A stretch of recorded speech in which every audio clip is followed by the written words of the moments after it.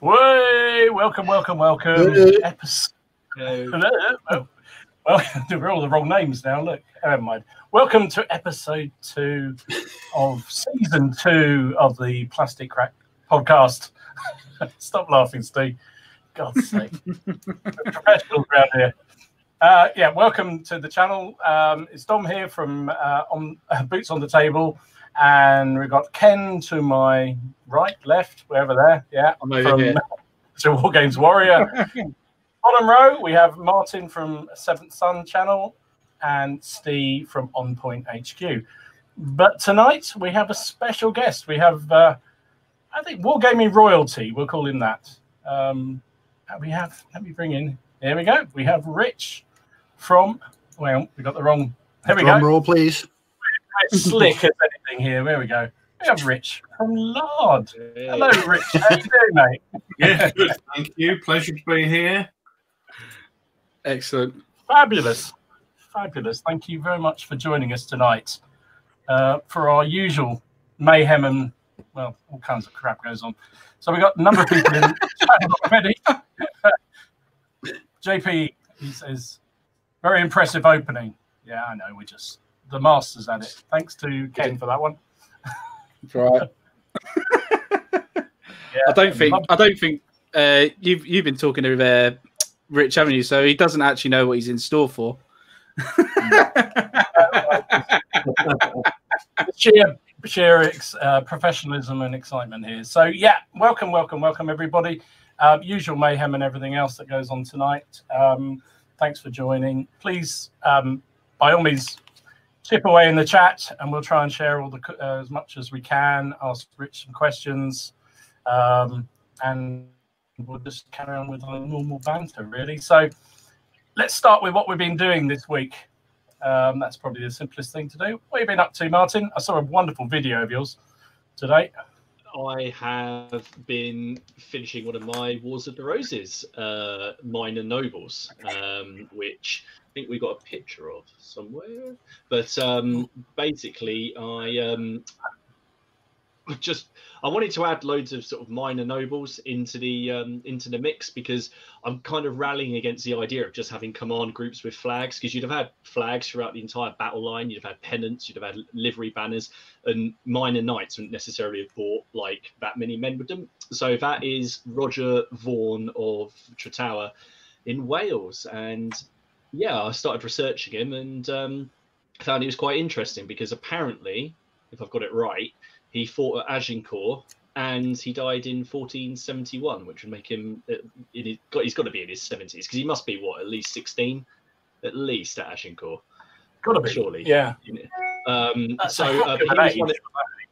was one of the men who fought with Davy Gam and his father, and they saved Henry V. They all died, with the exception of this guy, and then Henry V died of dysentery a few years later. But he did save the king's life. So that's basically it. I was working on him, finishing him off, and I've been just working on these chasseurs that I started sticking together last week. So I finished all the horses, and I'm just on to the men now. So that was my big thing. Outstanding. What about you, Steve? What have you been up to? More of your polls? More my polls. Finished the first 7-man section. There we have them on screen there now. That's awesome, mate. Very happy with these. I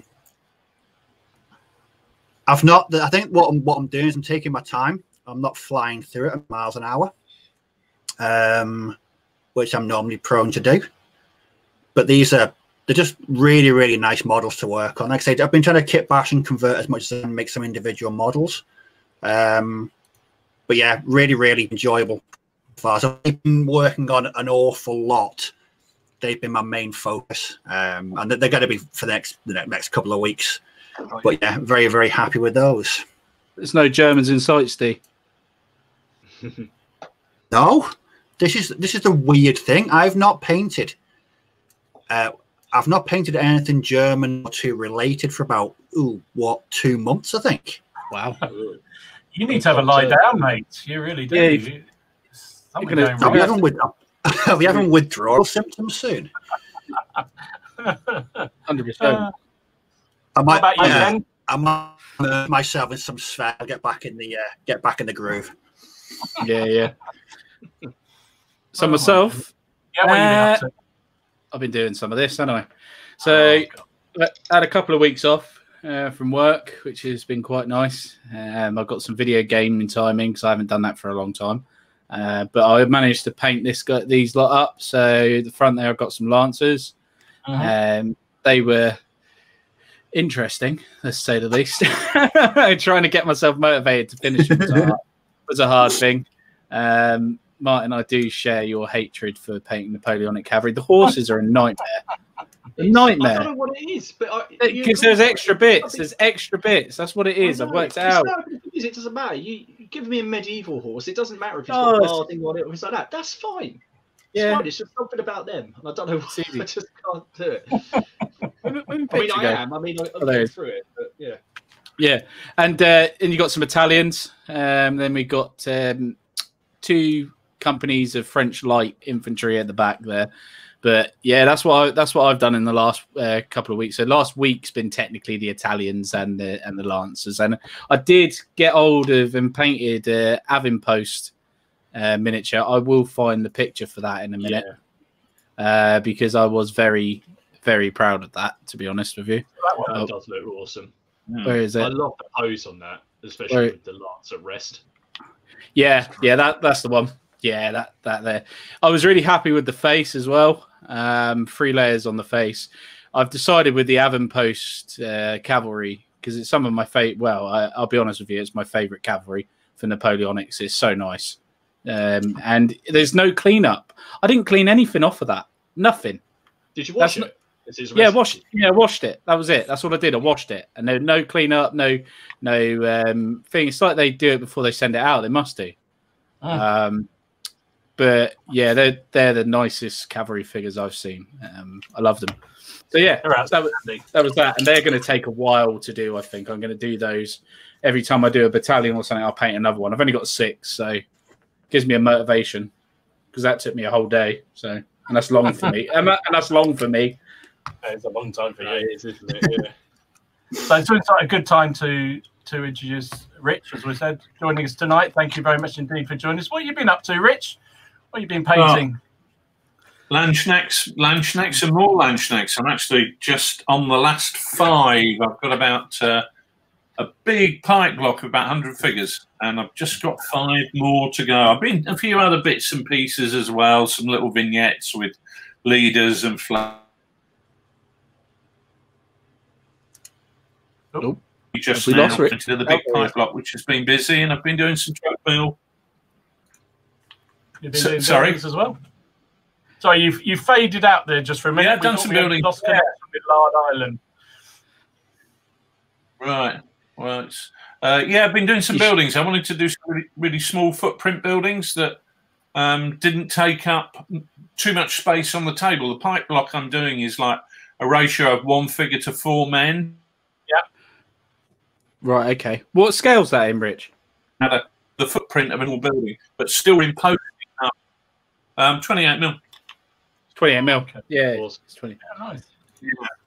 I do love Yeah. these landscapes. So, We were talking before we went live, and these just scared the bejesus out of me. Doing these. Well, you know the present to get Dom for Christmas next year, don't we? Yeah. All of us. Yeah. When's your birthday? Yeah. I'm not telling you now, that's for sure. No, I saw, was it Leon 266 did a whole load of entire army box set of Landsknechts, and I think he was a dribbling idiot by the end of it. I think he just completely had a meltdown.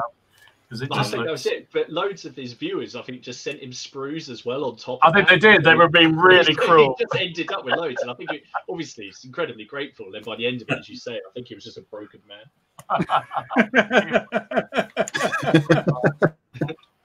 Don't blame him at all. Yeah, I've been doing a bit of buildings as well. I did this thing, which I was really pleased with. This is a 3D really like that. 3D print from Sabotage 3D. Yeah, it comes in multiple sections. So this front bit here is each of the sections of the walls are separate, and then obviously the statue or the cross is separate as well. And then I just built it up with. Oh, you'll love this, Steve. That middle bit here in the where the actual in between the railings is actually couscous again. I just thought I'd have another go with that. So. Yes. Just a bit of dried couscous. Very good. Again. I just thought while I had it out and while I'd annoyed Imogen, I'd do it again. It was gluten-free stuff. It was the gluten-free stuff again. You should do a comparison video, see how they compare the gluten-free stuff to the normal stuff, and see which is the superior modelling product. Why not? And then just put it on her Facebook page. That'd be, just tag her in it. Just put, hey. She's stronger than me. She's only 5 foot something or other, but she's far stronger than me, and I'm not getting anywhere near her when she's angry. I tell you, scary. Never get between a woman and a couscous. That's all I'm going to say. So yeah, it's a bit of an in joke, Rich. Steve came up with this masterful plan of having really bizarre basing materials when he was doing these huge bases, and couscous was a suggestion. So I decided I had to try it out. So I've now done it twice, and I don't think you've done it yet, have you, Steve? Which is rather. I've not tried it yet. No. No. So what's the weirdest stuff you've used then, Rich? What's the weirdest basing material? I bought some mixed herbs. I was doing some jungle terrain, and I bought some mixed herbs, and it was on the internet, and the weight was in metric. And I'm old enough that I don't really know what metric is. So I was expecting a little bag of dried herbs about that big. And this thing arrived, it was like a pillow. It was dried herbs. And my workshop smells like a French restaurant because of all the potpourri or whatever it is that I've got in there. But it was really good for dried leaves that had fallen on the ground. You just spread it on there until you get that kind of undergrowth. But it was great. And it was like £6. So I thought, oh, it'll be tiny, like a little Schwartz pot. No. Yeah. It's industrial quantity turned up. And I'm surprised police dogs haven't been around sort of sniffing around it. Listen, we're not going to talk about this, are we, Martin? No, not going to talk about police visits. No. I don't know what you're talking about. My basing products are all the highest quality. Quality Colombian. They are definitely that Colombian quality. Yes. These bags of white snow, supposedly, yeah, really it's just down here on the floor as well. It just I don't know where to put it because it just sits it up your nose, mate. That's apparently where people put it. Here on the floor, like. It's the sinister black packaging. I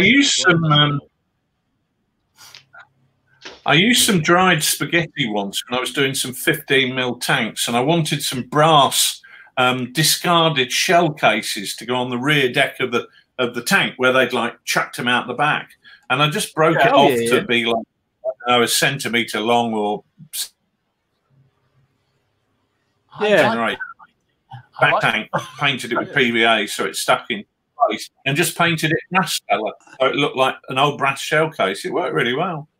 Yeah, that is quite a good idea. It was really lovely with a tomato. I do like that, but no, I've got 2 quite big jungle-based armies. I use mixed herbs all the time, and it's really good. It's really effective, and like I said, a really nice aroma while you're working as well. So yes, herbs de Provence all the way. Yeah. Do you want to buy some? I've got about. You should stick it up on the Lardy website on your store. Lardy herb. If you sign it, you might get a bit extra money for it. You never know. Yeah. Not bad £6 investment there. No, it's colossal. Outstanding. All right, let's have a look at some of our viewers. We've got a few people watching, so if you say hello to a few people. We've got Hamster on the Table. I love that name. It's just so funny. We've got Rouge Trooper. Hiya, mate. How you doing? Graham. He loves the fanfare. Good old Graham. Doesn't get out much. Mind you, none of us get out much for that, man. No, we're not good. No, not at the minute, mate. And Phil Roy. How you doing, mate? We got Corey. How you doing? Happy to be able to catch up on the show live for once. Well, careful what you wish for, mate. That's all I'm going to say. It only gets worse. That's all I can say. This when it's recorded, you can fast forward. JP, how you mate? How you doing? Did like his battle. Did you see the latest Quattro Bra battle he did? Jeez, wow, very very impressive. Lionheart, how you mate? How you doing? Good evening. Good evening. Good evening. Battle Knights, another regular. Hi mate. How you doing? Stoic Steve. Good evening, sir. Good evening. And we have our sponsor on the. Yes, we do. We have Carl from Mezzers Minis. I think you're sole distributor of Avon Post and VMVs. So thanks again for Carl for sponsoring the channel. And if you wait till the end, there's going to be another code that you can use for a discount. So watch to the end. Can't be bad, can it? Cannot be bad. If Ken hasn't bought all their Aventine cavalry, you can. Possible. I am putting an order in again. So they're just the thing that got me as well. Speaking about like Avon Post and stuff, is the resin actual troops and the metal troops. I'm like, oh mate, I've got enough. Well, you know how much French I've got, don't you? It's just like I'm the French king. I've got boxes and boxes sat down there, but it's still making me tempted to buy even more. I didn't think being a French king was a good idea. Get your head chopped off. Yeah. No, this is very true. This is very true. I should say emperor, shouldn't I? I'm the French emperor. You should be wearing your shirt too. Yeah, I should. Oh, it's not my turn, is it? I'm not hosting. You are. So where's yours? You let us down. Oh no! Hey, I'm branded. I'm on brand. Very nice. Okay. So I've got Wayne. Good evening, mate. Welcome, welcome, welcome. We've got Evil Jim Reaper. Watch out, people around. On school. How you, mate? Hey, Jim. Yeah, I'll do. We've got Leslie. Hi, mate. How you doing? Leslie. Graham. Hello, Graham, again. Very nice to see you.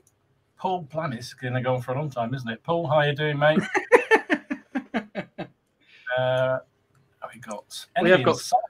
We have got 52 people. That's a while, but hey, it's nice to say hello to everybody because it certainly is. Day. Nick Games, how you doing, mate? Evening, everyone. Hope you're all doing good.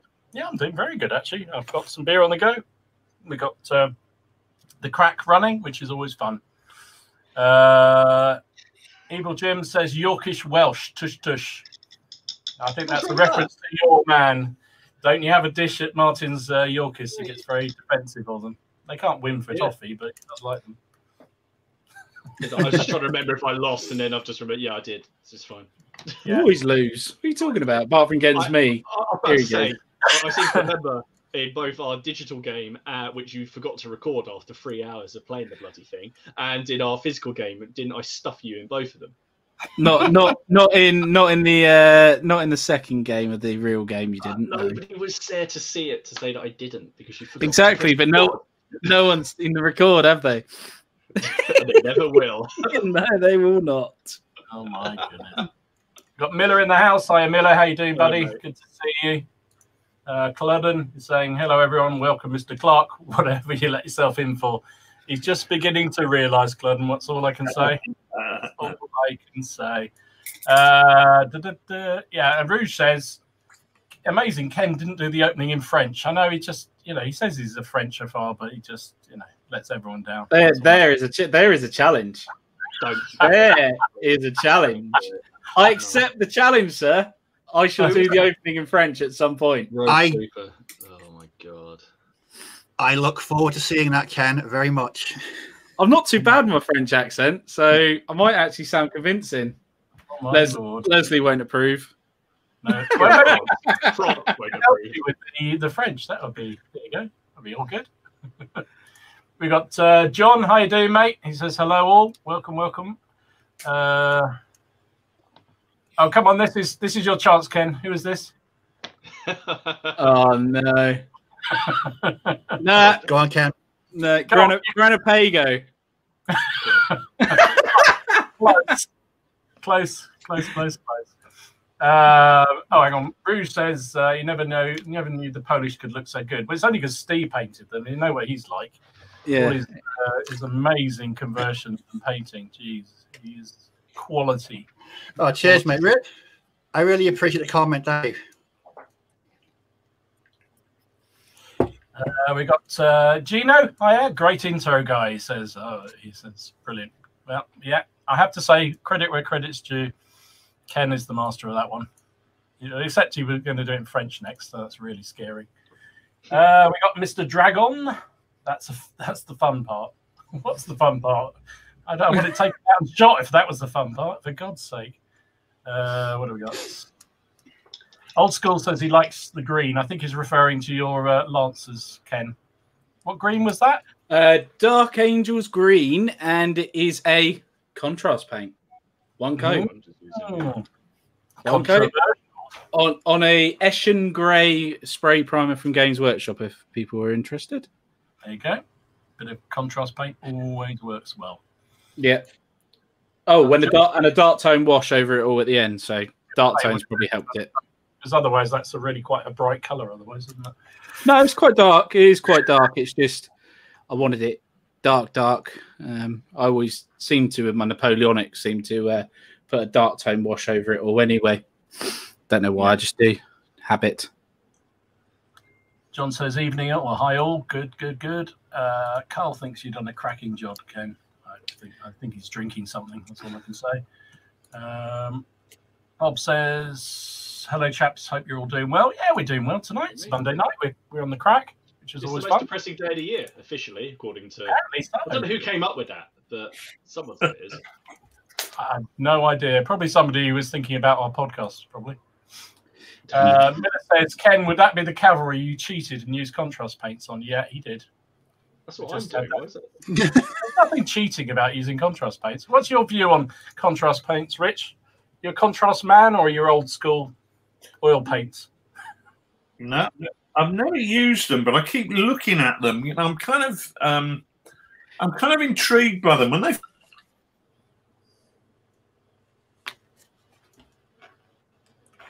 Oh dear, I think we might have lost Rich. Yeah, I think he's gone. Lard Island has been disconnected from the internet by the look of it. Oh my word. No, I can't fix it. Can you go out, please, Ken? I'm not on call, so no. Oh, he's back. He's back. There he is. And I'm back in the room. Yep, you're back. You're back. When they first came out, the only ones that I think they released initially were really the real primary colours. So red and blue and yellow. And I thought, oh, they're not really what I would want. I was looking for a more subtle tone, something a bit more military, you know, World War II-ish sort of. If they did a field grey or something like that or equivalent, and of course, now I've come to look at them a second time. I've been talking about them, funnily enough, in the last couple of weeks. We talked about them on our last podcast. And all of a sudden I look and there's a huge range of different colours. So I'm starting to have a look. One of the things I'm interested about is you can't water them down with water, can you? Do you have to use a medium or something? Yeah. There's a contrast paint medium. If you water them down with water, you won't get the same effect. So the contrast paints are obviously designed to sit in the recesses, and if you water it down with water, it just ruins that effect and it turns more into a glaze. But what you want to definitely do is use that medium, but the medium comes in big bottles anyway.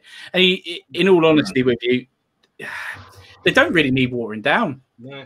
In all honesty, yeah, that's the me. They really don't.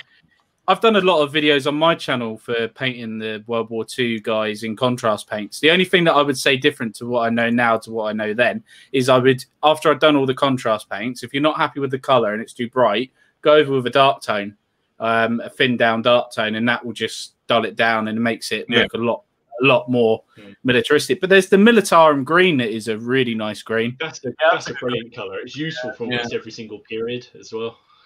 Yeah, and I like what's the fur one? The brown. Gorgon.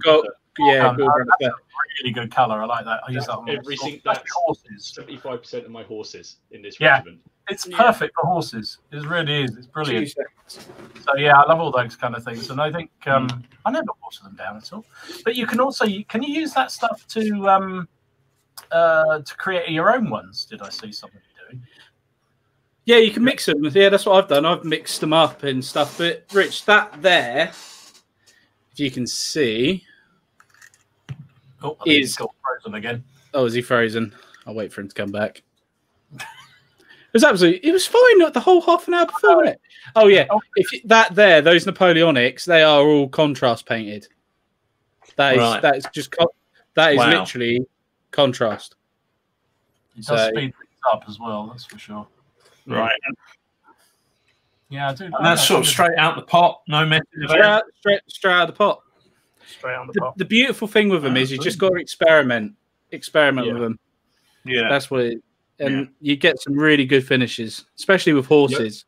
Yep. The only ones, I think we've chatted about this before, but I think the only ones that I feel you need to do a different primer over is the flesh. We've chatted about this before, haven't we? Where if you do it just over like a white undercoat or the grey undercoat, they can be just a bit sort of pastel looking, like basically like they're already dead.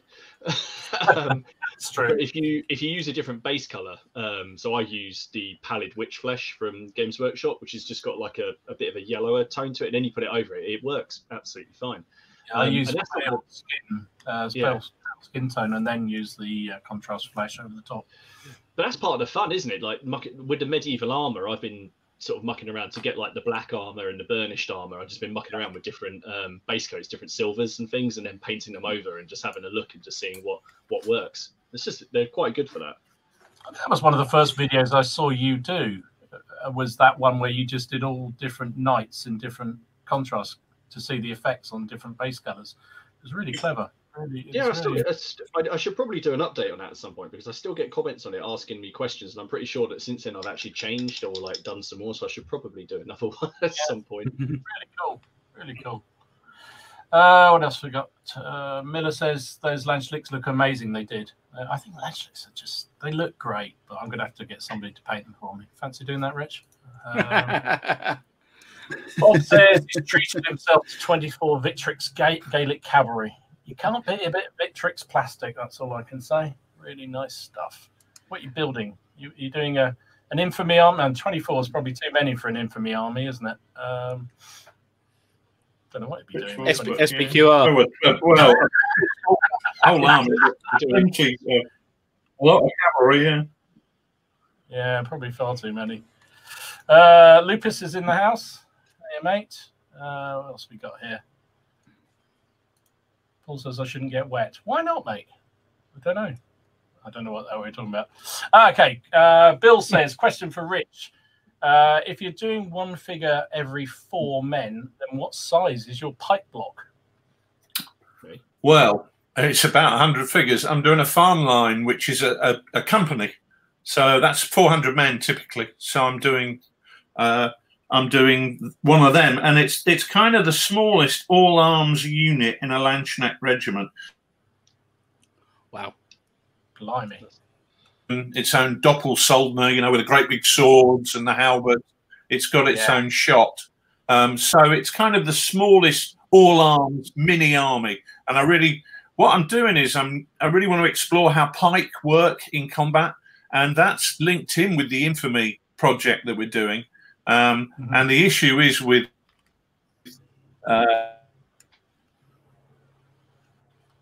we lost him again. 15th, 16th century have the drill manual, and I'm back. Yeah, you're back again. So we do have the drill manuals. Yeah, we do. It's I think I've got to get my missus to put more coal in the internet. But yes. So 400 men is the answer. So is that for a future project, Rich, or is it just are you looking to do the sort of Lanchknecht period as part of your rule sets, or what you looking? Not really. It's just we did a podcast, an advent calendar podcast thing, where we were talking about what would you like if a Wargames fairy could give you.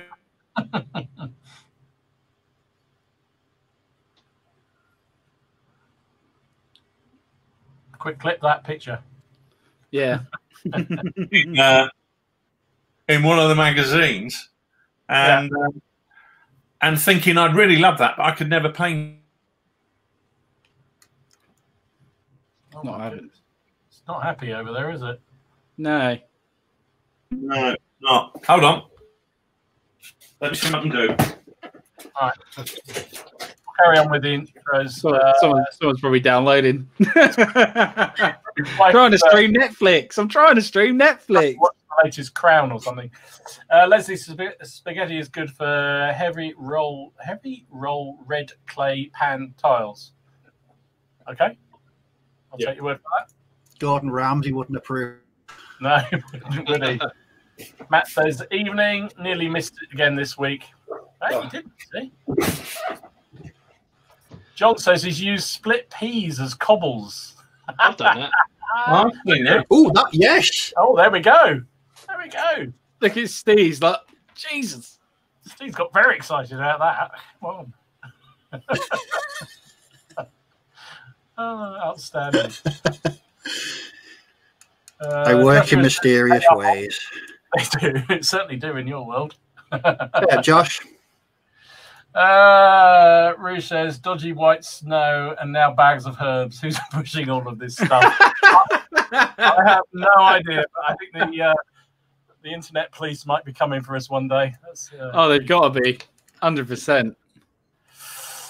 We got imaginary conflicts. It says evening, lads. Good to see the Lard Meister present. Yes, indeed. It is very, very good of him to appear tonight. What's this? Don't put brush in the coffee, gents. No, we have to do that. You know, Steve only exists on coffee and paint. That's the way it works. That's how he does it. Oh, 100%. That is just what Steve exists on. Are you a paintbrush licker, Rich? If it's not too personal. Oh, he's frozen again. Look, he's completely frozen. Oh my lord! It's not loving it. Tom says good evening. Good evening, Tom. Welcome, welcome. Hopefully, by the time we've done all, I actually have some internet on Lard Island. We can carry on. Guists Wargaming says hello, chaps. Hello, mate. Nice to see you. Thanks for joining. Yorkshire Dragoon. Hi, all. Watching and listening while cooking a curry. There's probably all the talk about couscous and split peas and herbs and mixed herbs and Colombian special, all that kind of good stuff. What's that? Oh, blimey, there's so many comments here. I'm gonna take half the stream just doing the comments. JP says good, thanks. He's painting bizarres. Only 42 to go. Oh, I feel for you. I feel for you. Only 42. It's ours. God. Why would you do? Why are you do? Are they 28 mil? JP? Yeah, 28 mil. Of course they are. He does all those massive Waterloo games. Why? 42. 42 of them. Mine, we thought we had it. Do you know how long it would take? You could just photocopy on a 3D. Do you know how long it would take me to paint 42 Napoleonic cavalry? Well, we know how long it's taking you to try and paint 36 infantry. Yeah. That's fair through. Yeah, it's 12 months and 2 weeks. I painted. It was less than 30, wasn't it? It was. It was 30. It was bang on 30. Yeah. You got 6 to do. Oh yeah. Oh yeah. So it's taken me a year to do 30. Crazy, isn't it? I'll tell you what though. That's not happening. It's just not happening ever. No, it's not, mate. Not Napoleonic cavalry unless it's a real bad time. But yeah, I'll tell you what though. I've got a question for Rich here to do with chain of command. If that's right, if we're going to ask that. What made you decide to do chain of command? What was the drive behind it? Did you just want the rule set for yourself, or was it always a business idea? Or it's never a business idea. It's the reason we started writing rules, myself and my colleague Nick, was that we just were developing rules for ourselves, and then kind of accidentally people would say, "Oh, can we get a copy of them?" and whatever, and so we started selling them. But I think if you kind of have that sort of board meeting approach, and you go, right, let's plot the trajectory of our next project and all that. It's never going to happen. You know, you've got to really want to do it, and you've got to want to play the game. So for me, it's always about what do I fancy doing next, which is why I'm sat here painting blooming landsnets. Yeah. There's no money to be There's no monetary project that I'm doing here. It's just something I fancy doing, and it's an opportunity to think about how people work with pikes, which kind of ties in with Infamy. So I just fancied doing it over Christmas, and Chain of Command was the same. It's just I've always been really interested in World War II and World War II gaming, and it's just something I fancied doing. And I had a thought one day. I actually dreamt it. Sometimes I tend to work ridiculous hours, and then when I go to bed, I don't switch off, and so I'll dream about work. And I dreamt about this command system where you would roll dice, and basically the command dice in Chain of Command sort of was it just came like that. And normally I get up in the middle of the night and I make a note. I keep a notebook by my bed, and I think, what a fabulous idea. And I get up in the morning and I read it, and I think, what a load of bollocks. On this particular occasion, I thought, oh, that might work. Yeah, so, good. So it kind of actually, Rich, you just actually answered the question I was going to ask, which is all about the mechanics for it. So rolling for the for activation and who you get to move. I was going to say, where did that come from? But clearly it was a good night's sleep that generated that. That's right, a large bottle of port and. I was going to say. So, were you playing World War II before that, and what rule set were you using actually before you were playing Chain of Command? Well, the first set of rules that we ever published was a World War II rule set called "I Ain't Been Shot, Mum," which as the title suggests, wasn't. We weren't publishing it as a company at that point in time. So no. At that point. But yeah, so we've done that, and I wrote another set of platoon rules called Troops, Weapons, and Tactics. But then the idea of this came to me, and I just wanted to do something. Well, we tried it out at the club, just the local club. Funny enough, we were in Antwerp. We'd gone over to a show called Crisis over there, and we were sat in a bar in the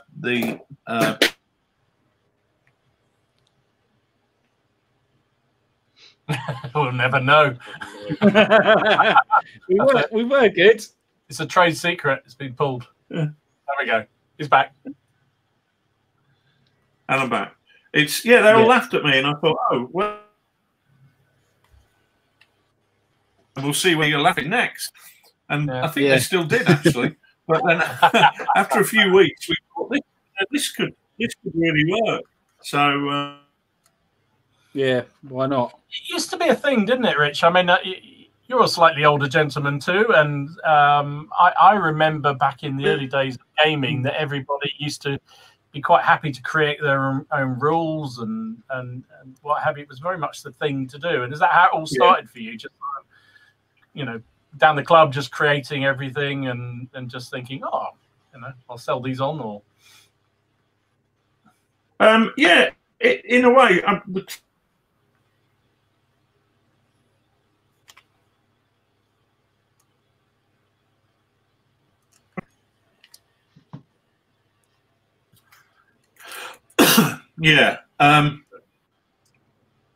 The club I went to, where people were did write their own rules, but I was also a bit thick and good at reading rules, so it made it a lot easier for me if I wrote them and then I didn't have to read them because I already knew them. If you know what I'm saying. It was kind of a thought, right? Okay, this is what I want. But I mean, the first set that Nick and I wrote was very much a case of deciding, we're not really in love with the set of rules that we were using for Vietnam. Let's try and see if we can do better. So it was an actively intentional thing to do, and they morphed into a World War II rule set. Yeah. So how did you get, going back to when you started out in gaming? How did you how long have you been gaming, and how did it all start for you? All my life. I was rolling marbles at Toy Soldiers when I was a kid, and then when I went to big school, I went to the library, on the second day there, I think. So I would have been about 11, and there was a book on wargaming, and it was like, wow, but this is amazing. You can actually do stuff with these figures rather than just blow them up with fireworks and chuck marbles at them. And the figures lasted longer when you didn't blow them up. Yeah, so it's kind of a better use of time and labour. Yeah, it was kind of just finding that in the school library and thinking, this looks good. But I had nobody to wargame with until I found my local club when I moved to St Albans, where I live now, and discovered our local wargames club there. So I was a solo gamer for all my sort of teenage years, and sort of kept doing that myself. And so it was great when I think I was 19 when I discovered our local club, and that was like, wow, this is another one of those wow moments where you all of a sudden you've got a load of people who like doing the same stuff that you do, as opposed to when you're at school where everybody goes, what on earth are you doing playing with toy soldiers, you gimlet? Yeah.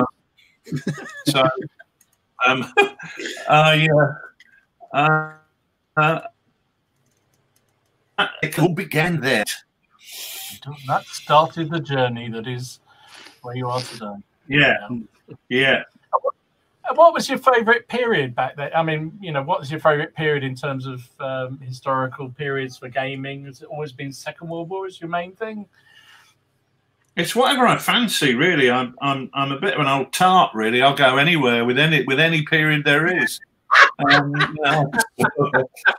Whore it about a bit, really. So it's just a case of seeing what I'm reading, what I fancy. I guess, if I was on like Desert Island Wargaming discs and had to choose a period which was the only one that I could ever game, it would be just a really obscure war, which is the War of 1866 between Prussia and Austria in Germany. Really weird, but it's the first war where you get the breech loading rifle. So tactics really start to change. You can't line up like Napoleonics because you just get gunned down. Because these guys are not firing 2 rounds a minute, 3 rounds a minute. They're firing 6 or 7 rounds a minute, and the volume of firepower. So it's really interesting because you've got that period of incredible tactical change. So that really interests me. That's what kind of I'm really interested in small unit tactics. Yeah.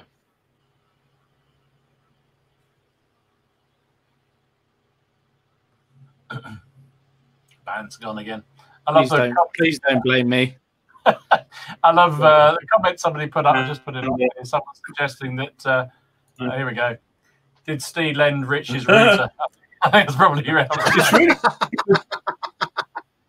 It's really bizarre, actually. I just never had problems with my internet, but today it's clearly something's. I think somebody's sticking pins in internet doll of me somewhere. Yeah, probably so. Oh, Jesus. So what have we got here? Probably my wife.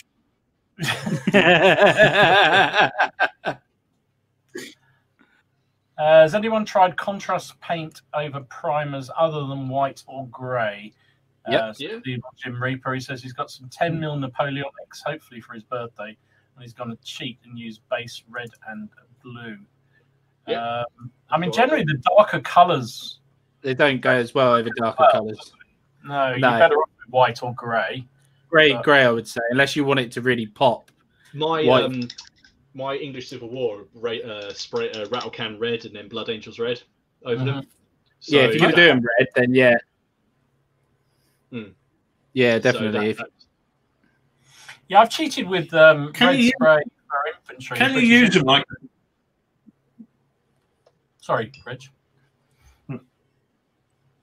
I was just going to say, can you use them like a mega dip?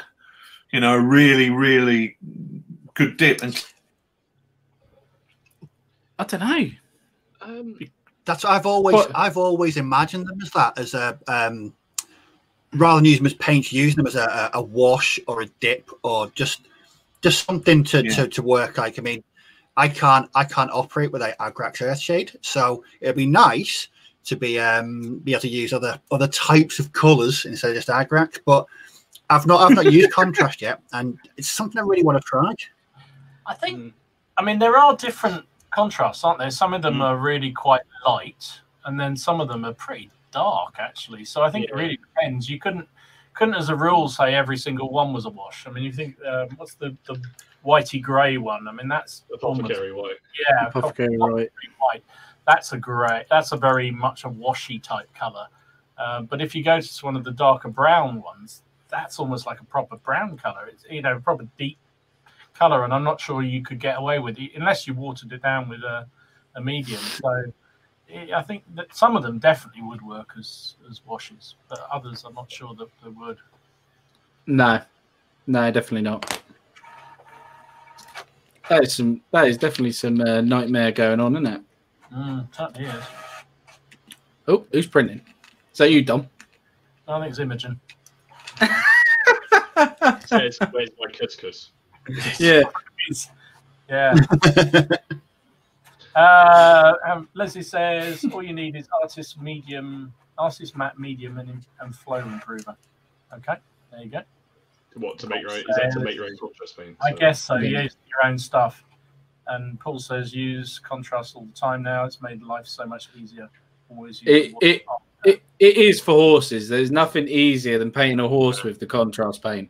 It's just like the easiest paint. Oh, just just contrast paint. Gore grunt of fur in it. Gore grunt of fur is, I think, if we could give like a paint of the year award, it would be Gore grunt of fur because it looks amazing just for horses, but also if you want to do like backpacks or even because snakebite leather, I feel is just a bit too dark. It doesn't quite have that warm. It's more of a wood, isn't it? Yeah. And although having said that, I'd say Gore grunt of fur, but wildwood is now my go-to for muskets. I told you this, didn't I, Ken? All I do for muskets because I hate painting wildwood. Muskets. Yeah, so do I. Just wildwood, silver. That's it. That's all I do. Done. Yeah, I like wildwood actually. Bill says the easiest way to make contrast paints equivalent is to use Vallejo airbrush thinner with a normal Citadel or Vallejo paint. Ooh. I just don't mind. I've got the whole range of the contrast paints. I've got every single one, and I've used every single one. There's some that I think, they're like amazing, and I cannot stop using them. There's some I think I very rarely use them, but the one is Skeleton Horde as well. Yeah, Skeleton Horde is one of the must-haves. I quite like snakebite leather sometimes. Gore grunt of fur is definitely wildwood, but then you've got a couple of greens that are really nice, and even the yellow, this iron yellow. I tell you what, that is really good for like a yellow over a thing because it gives like a little red sort of depending on how thick you apply it. Have you tried? So I've just done this for one of my next videos, which is on samurai, where I'm repainting my white samurai, which are now handily all ready for contrast. But I used the Iandan yellow, and then I recess shaded it with Nasdreg yellow to really make it, and that come out really well. So using those darker tones. So if you use, say, Blood Angels red, if you use the I can't remember whatever it's like, corn red, something like that, or red gore, something like that. If you use that to then shade, to do a recess shade on it, they really do pop quite well. Yeah, nice. It's just practice with them all. Is there a specific paint brand that you use, Rich? Do you use anything, or? I use a lot of Vallejo. I've started recently using Army Painter paints because I started using their washes, which I liked, and also their dips, which I like. And then I kind of got some of their paints as well. I like Foundry. I tend not to use that 3-color. Yeah. Thing.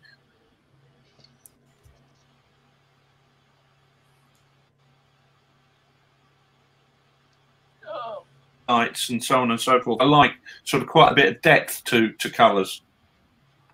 Right. Okay. So you prefer. So if you prefer the depth to it, do you use many Citadel paints, or is it not really something you use? Are they a bit too bright? What's that? Sorry, you broke up there. Oh, sorry, the Citadel paint. So the Games Workshop stuff. Do you use any of those, or have you not really because they're too bright? Or no, I've never really sussed out GW, because when I look at Vallejo, they've got such a great range that it's called generally what I want. So if I'm yeah, grey or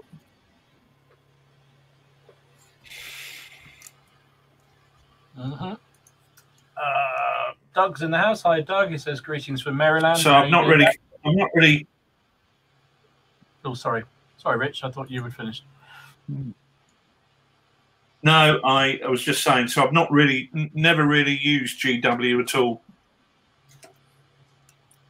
no, that's fair enough. It's I used. You did, didn't you, Steve? I used.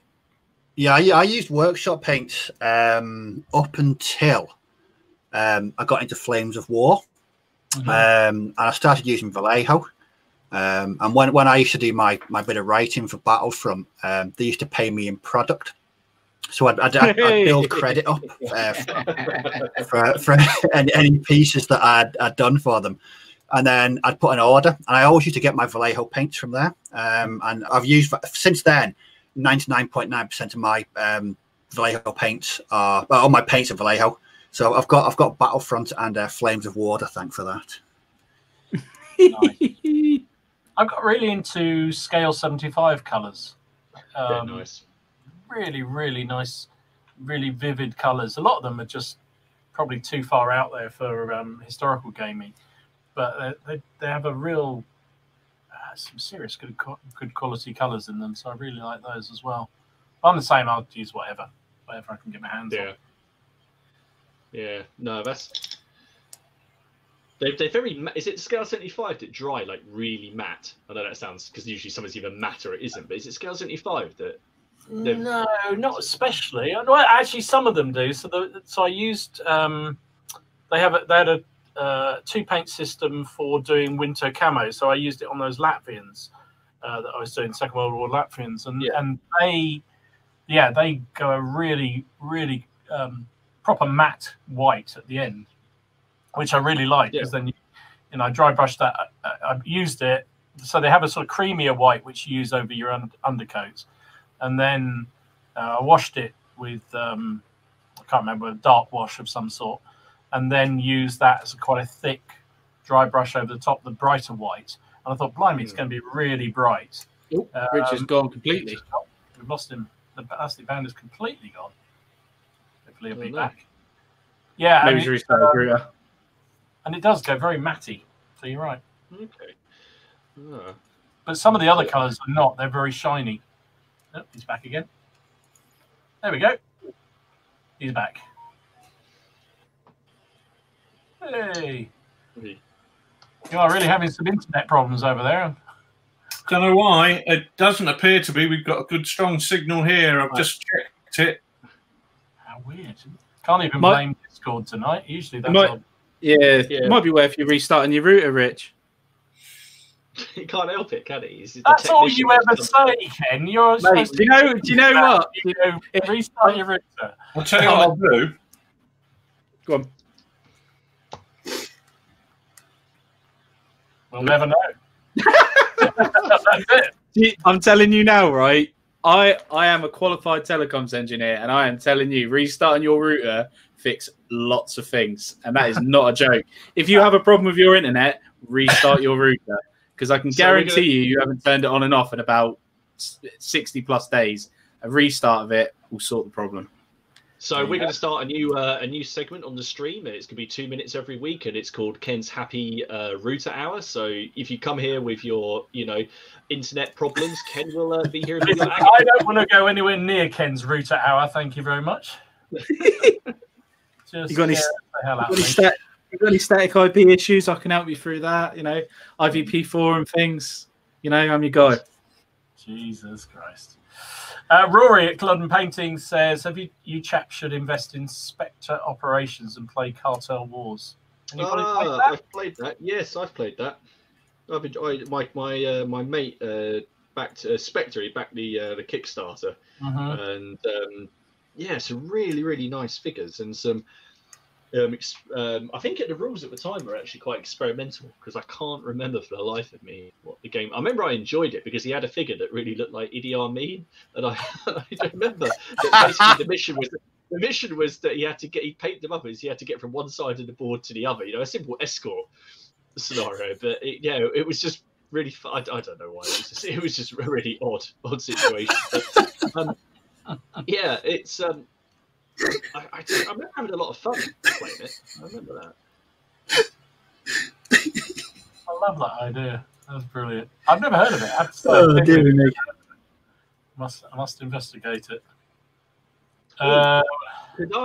Could I possibly share that picture of the upcoming Sarisa product? Oh yeah, let's go through some of the. While we're waiting for Rich to bring this up. I'll bring this up. I'm sure there it is. So look at that. How awesome is that? Yeah. So that is that's Odium Castle, which King John built in I think it was in the early 13th century. But all the interior is done. It's 60 quid. That's cheap though, mine.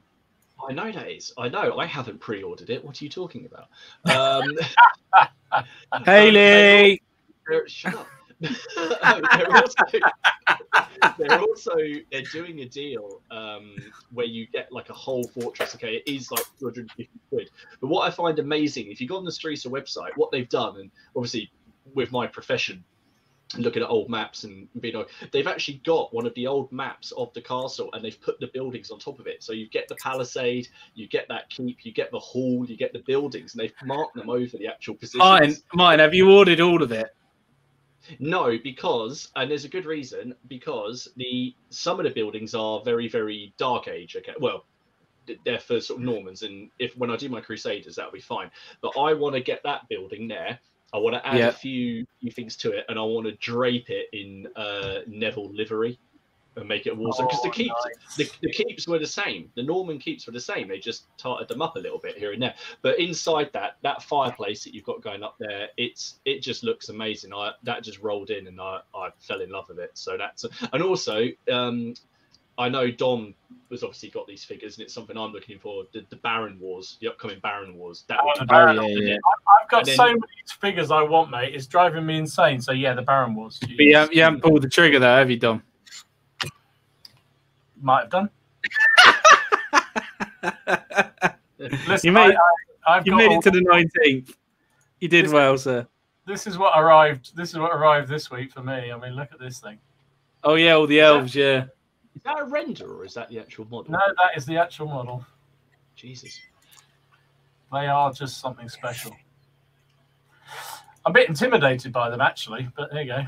I was with that Avonpost miniature. I was like, Jesus, how am I going to paint that? Do you feel like he's daring me as well?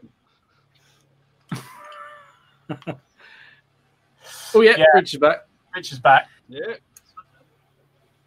Or is he? He's frozen again. Oh my goodness.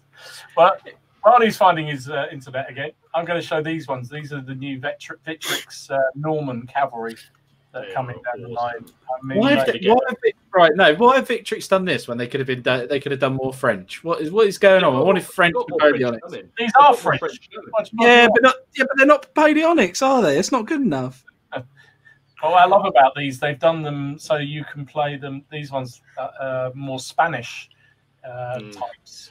They are nice types of heads, so you can make them more sort of Middle Eastern type ones. And then you could do the you could do El Cid and all of that kind of stuff in that period, couldn't you? Look fantastic. So I'm not really disappointed that I bought all those Normans for my Norman project to then. Well, you just have to get some more, won't you? Just have to get some more Victrix. Yeah, but that's my New Year's resolution out the window, isn't it? Buying in more figures that I've kind of already broken. There you go. But I'm not. Shame. No, I did say I wasn't buying many figures. You did. You didn't say any. You said many. I just said not many. That's all I'm saying. It's just open for interpretation of what you class as many. Well, for me, many is a relative term.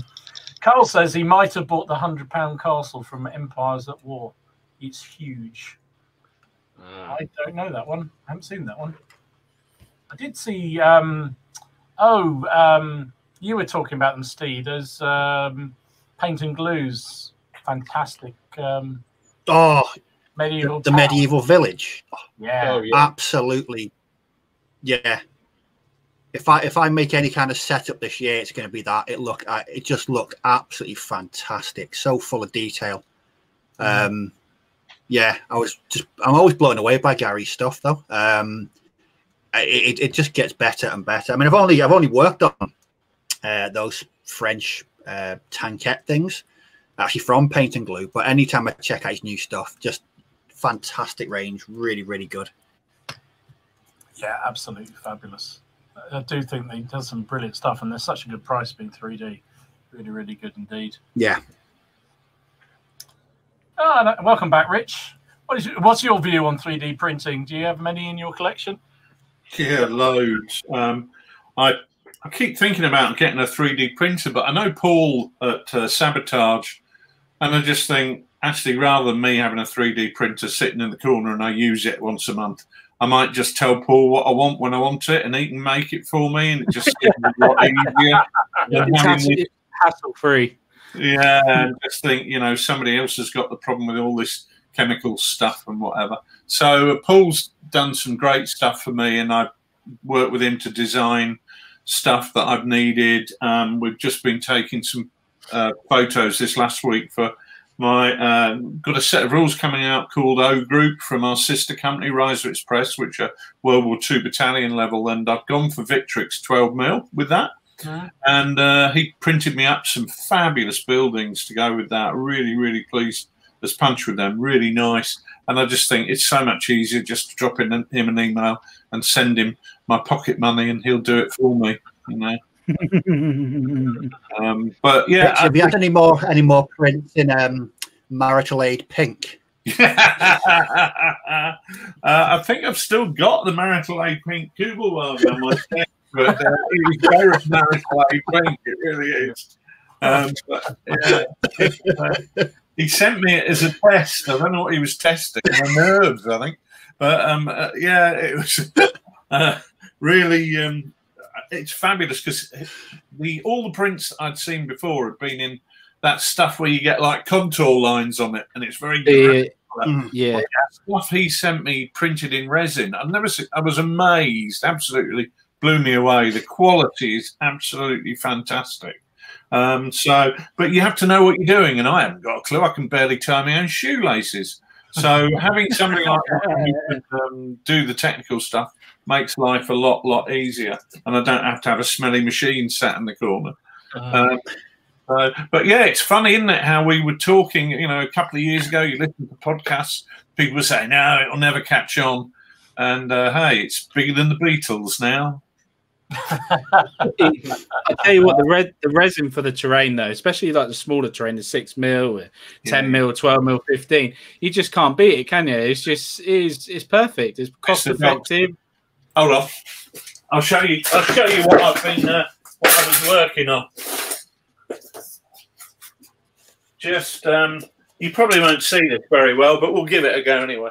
Here's a little sort of little farm. Oh yeah.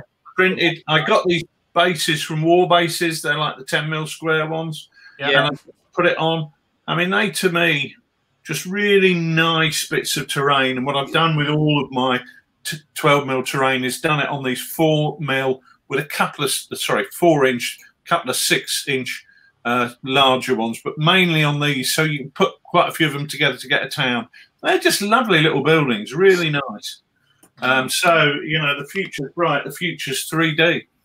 Yeah, it is, isn't it? Certainly 100%. I think we're a little bit far off the miniatures being able to be quality as they are in plastic at the minute, but I don't think it's that far. I reckon. I don't think that far, you mate. I don't. No, literally not that far. I've seen some great resin prints. A guy showed me some pictures on, I don't know, he didn't show it to me, he showed it to everybody on one of the social media sites. I can't remember where it was. And I thought they were warlord figures. And he said, no, I printed them myself. You know, they were really, really nice quality. Yeah. I don't think it'll be long before, you know, when you buy your miniatures from whoever your favourite miniature company is, you won't buy figures. You'll just buy the license to print 100 or whatever, and you'll plug the chip in your printer. And after 100 are done, that's it. That's your lot. You've got to buy another. Got to buy another thing. And why not? What a great idea! Talk about no packaging. Yeah. No waiting for the postman to come. Great idea. Saves the planet. There's a lot of Right on. particularly in the fantasy world. There's a lot of projects where you can become a Patreon and get access to all these templates to print.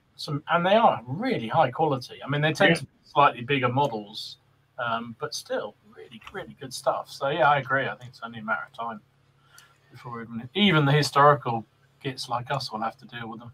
Yeah, and maybe after that, I was talking to a guy who knows about this stuff, not in wargaming, but he's in the world of 3D printed parts for different products, and he said that colour print is already here, but the quality isn't good enough for figures yet, but it will be soon, he reckons.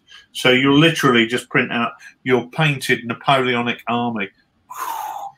Now, imagine that, and all you have to do is give it a bit of a dip, an army painter, or slap a bit of your contrast paints on, and just a bit of highlighting, and there you go. You got 300 figures done. Yeah. Is it Hero Forge, that company where you can design your own models? They do a colour one now. It's not brilliant, but I mean, just the fact you can do it is amazing. Well, just imagine what 10 years' time is going to be like. Just imagine 10 years from now. Yeah. Crazy, wouldn't it? Yeah, well, yeah. I mean, technology is just. I mean, I am old enough that I remember when they first had they had a program on telly called Tomorrow's World, and they showed you all the science, and they had a fax machine on there, and I honestly thought it was a wind-up. I could not believe you could send a photograph of somebody down a telephone line. And we went to work the next day, and everybody was going, "What a load of rubbish! They're making that up." Anyway, 2 years later, I had one at work. A year later, I had one at home. 2 years after that, I threw them in a skip because the technology was redundant. Yeah. I remember that Tomorrow's World was a great series. I remember they did the one with CDs, and they had this great idea that you could put jam and things on them, and then they'd still play, which was complete bollocks because in reality it didn't work. But now again, you know, CDs, what are they? I've just got I'm standing in. Look at the internet, isn't it? That's the craze of everything, isn't it? The internet is just incredible. When that came about, it's a crazy thing, technology.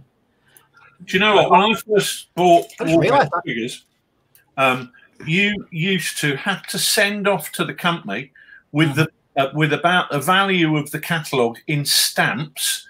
And you had to pay for the catalogue for the figures, and they would send it back to you, and it would be listed. It would say British infantrymen marching or whatever, and then you'd order it, and then you'd have to wait at least a minimum of 28 days before stuff was delivered. By the time you got your order, you were on to a different project. You weren't interested in those figures anymore. The internet is like, right, I've ordered that this morning. Why is it not here yet? Immediately. Yeah, we were discussing this last week, Rich, because Ken was getting very upset because he wanted to order some elite miniatures. And it has one of those old school systems where there's a price code, and you have to contact them for the how much and they send you an invoice. And he said, "Oh, I don't like, what about clicking a button?" It's like, I was counting a similar story about having to get your postal order to get your army. I genuinely, this is a genuine thing now, right? Because I'm so up with the technology. I thought the first time I come across Elite Miniatures, because I'd never spoken to you guys about it, I thought it was a fake website. I did, because there was no buy button. I was looking for ages. I was like, how am I meant to pay for this? Where's the PayPal thing? And then I realized there's a code, and I was like, order code. And then I looked in the top left, and there was like product code pricing. And I was like, click that. And I was like, we're invoice your PayPal thing. I was like, oh, that makes sense now. But to be fair, it's good because I haven't bought those figures and I really want them because I've got too many. I've got too many, Rich. I've got too many. I'm looking.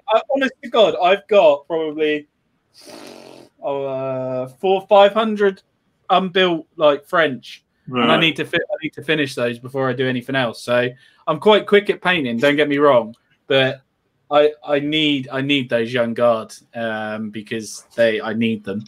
I don't understand this concept of too many figures. It just doesn't. I do because it just scares me. I've always had that thing. It just when I've got too much, it's just like I want to be able to play with it. And plus, Laura goes says you haven't played with that yet, and says where are you going to store it? And yeah, I'll get shouted at. That's just for life, mate. I wouldn't, you know. Yeah, we all get the difficult questions. Yeah. Oh yeah, you say same as the Adler system, isn't it? Yeah, same as the Adler system says. Bill. And again, that's why I went with Bacchus, even though I like some of the Adler stuff, because I just like to click it and it's here. I want hassle-free shopping. Well, yeah, I mean, I think we all do, don't we, really? I mean, you know, I'm old enough to remember all that. Doesn't mean I liked it. I thought it was bloody useless. Yeah. Send a stamp-addressed envelope to get a catalogue back. Those were the days. Good Lord. Who's that? I have no idea. Oh. Why? We've got an interloper somehow. Blimey. Yeah. But it's like Argos now. They've stopped doing thingy, haven't they? They stopped doing their catalogues. Yeah, they have. Don't get any of that anymore. Travis is in the house. Hiya, Travis. How you doing, buddy? How you doing? He says, Hey, Travis. Hey, guys. Nice to see you. He's obviously sloped off from work because normally comes in towards the end of the. And I love this comment from Graham. He says, "CD, isn't that a terrain basing material?" It certainly is. My pack 8, my pack 88's on that. You leave CDs alone. Someone I work with was having a go at me because I still buy CDs. You sad man. You sad man. I think the last seat I bought a CD for 3 years. That was the last time I bought a CD. What would you do with one now, other than base terrain on it? I put it on the shelf and I look at it. Yeah, I'm the same as you, Martin. I like the fact that I want something tangible. I think, you know, if the internet all dies, I've got a CD to play on. I mean, that's it. And I mean, Steve, you like a lot of the same bands as me. So like the booklets in them are actually substantial, and you actually get something in them, and there's decent artwork. And if you take, like, for example, all the Maiden albums, you put them all together, you get a lovely picture of Eddie. So, but mine is called YouTube and it's free. Yeah. And Alexa, play this record. And yeah, she does. And she does it for free. Rich, I didn't have you down for one of these newfangled people. That's outrageous. Alexa's talking to me from the other room now. Yeah. I tell you what. Yeah. You're missing a key point, okay? Which is I have all these CDs and they sit there and I don't touch them and they really annoy my wife. And it's fine. Because every Christmas and birthday, I ask for some more. And that's the only time I get them now. And slowly the shelf is growing. Oh my God. I'll tell you what, Rich, right? If you do it when you're off the thing, go to Alexa, I love you. It's so funny what she does. Do it. And it is hilarious. Well, I've got to go and have a word with her, actually, because she's playing some really rubbish music as a result of me. As a result of me mentioning her, she's put some rubbish on. But hopefully she'll stop in a minute. Oh, Jesus. Kaiser's in the house. I am modelling for a vote. How you doing, buddy? Good to see you. Yeah, mate. He's everywhere at the moment, is Kaiser. I see him on streams late at night. Jesus, he must can't be streams late at night. Yeah, he does. I'm not going to say what he's doing. They're definitely not child-friendly streams. No. Lupus says in the 70s he used the whole week's money spending cash to buy one white metal mini. Yeah, the prices were seriously expensive, weren't they? Bloody hell. And the price of these days is amazing. Yeah. Yeah, it really did feel expensive at the time. Mind you, I was probably because I was 11. Yeah, that's true. Yeah, same thing. And Hamster says, I have a loft to hide my purchases, and my missus can't climb the loft ladder. Oh, Laura's not stupid, because it's like, obviously we're both out at work during the day and she gets home before me. And guess what? The postman, like, if he posts one of the things through the door, the red letters say it's in the bin. So she goes out and gets it out of the bin. She goes, Warlord Games, Victrix, Perry, because they leave the little invoice stamp on the top, don't they? So every time now I'm gonna have to put in the special comments, please don't brand your boxing as my is what find out. I leave things saying please don't put them in the bin, because I had a very, very close call once where when they put it in the recycling bin and I was back, and then it was recycling day. It was a race against time to where the bin was out on the road. My God. Mind you, you always buy it when you're drunk in the night and you don't even know what you bought, so we all know that. No, I was actually looking at my Carthaginians earlier. They were staring at me, and all I see when I see them is documentaries and whiskey. That's not a bad life, actually. Documentaries and whiskey. I'll go for that any day. No, it was all right at the time. It was just a tad surprising when 90, 100 quid's worth of stuff turned up that I have no recollection of buying. Yeah. Talking about Carthaginians, Rich, I have to ask the question because I've been asked it about 3 times. When is the next Infamy supplement coming out, and what's it going to cover? This summer, it's going to cover Punic Wars. It's going to cover Carthage. It's going to cover Numidians. It's going to cover the wars in Rome with so the Roman civil wars. So we're going to see Caesar fighting against. Hold on a minute, Alexa's doing something. We're going to see Alexa is really annoying me. We're going to see Caesar fighting against Pompey. We're going to have the year of the 4 emperors in AD 69. We're going to see Spartacus. I'm Spartacus. So all sorts of stuff, mainly in the Western Mediterranean. And then the third part is going to be the Eastern Mediterranean, going on from there. So Carthage, I'm not sure whether it's going to cover things like the Etruscans and very early Rome. It might do. I've just got to do the research before I make my mind up on what fits. And it's a project that we hope we're going to have that ready in the summer. Excellent. Excellent. Yeah. So a lot of people. Good. Yeah. Matt says Pompey, or is it? Yeah. Was that the other one you were talking about? Pompey. Yeah. Or Sulla. Yeah. Sulla. Yeah. Marius. There's plenty of options, aren't there? They did love kicking each other quite happily. They were not worried about upsetting their fellow Romans. Hold on a minute. He's going to have to go and kill Alexa now. Look. Alexa, shut up. I have to put this one up, Ken, especially for you. Carl says, excellent. He's going to buy a special stamp with my store name and put it all over your parcel. Cheers. What's going to start happening in the chat? Have you seen what Lupus has put? Oh, where is that? Right.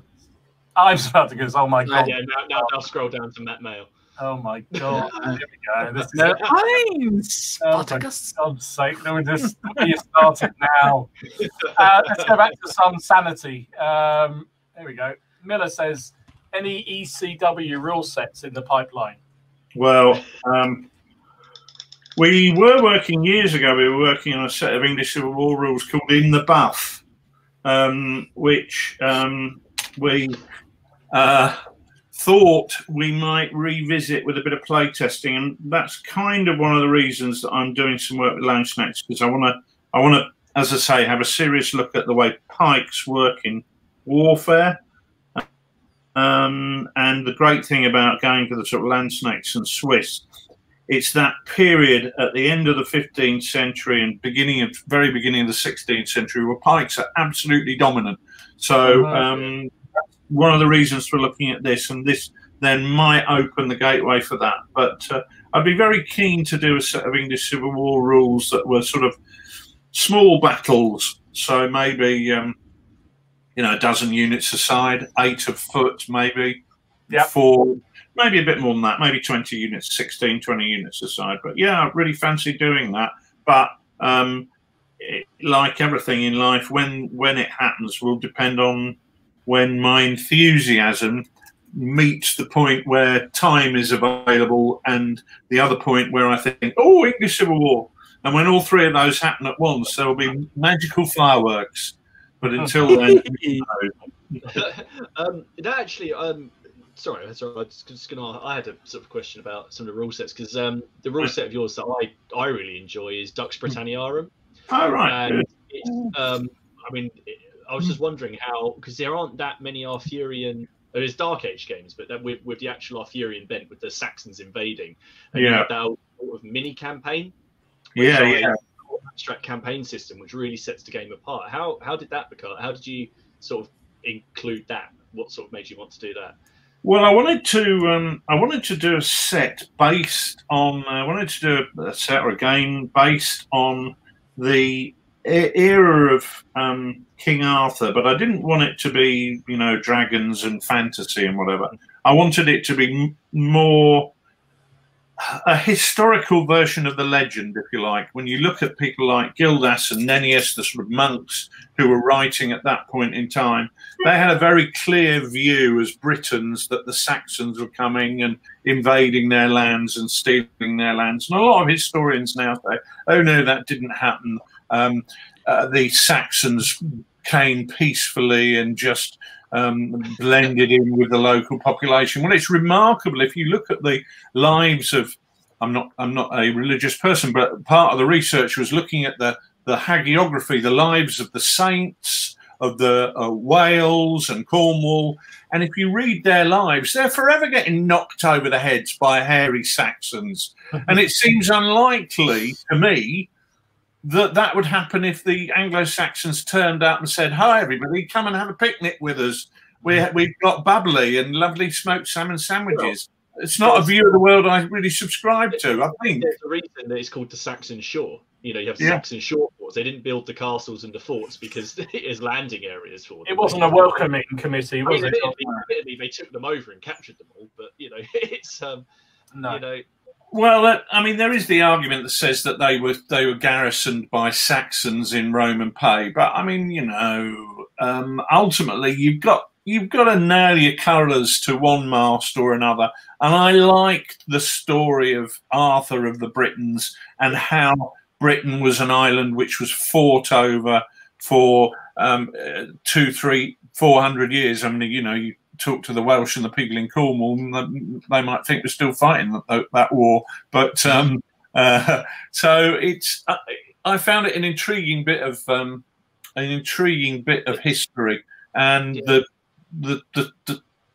interesting thing, and I know modern historians don't like the term Dark Ages, but it is a dark age in as much as we can't see the history perfectly, but we can see bits of it, and it's interesting. You feel like you're stumbling around in a really badly lit room, but you can still find some evidence. And it was a great project to work on, really good fun. And I'd like to do a third part of it, actually, but.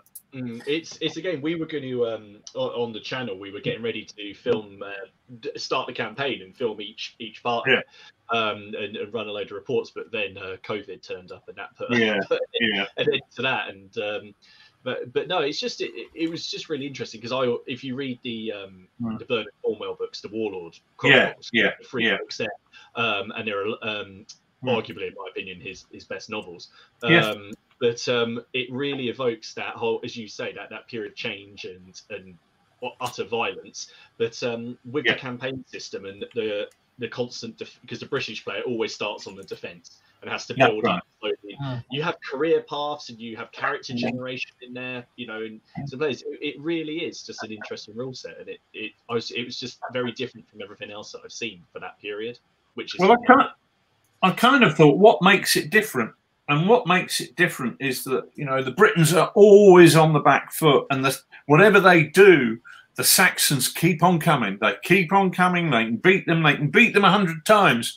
But if the Saxon player wins once and gets a foothold, well, you know, those 99 times don't matter anymore. So I really wanted to encapsulate the feel of the period within the rules.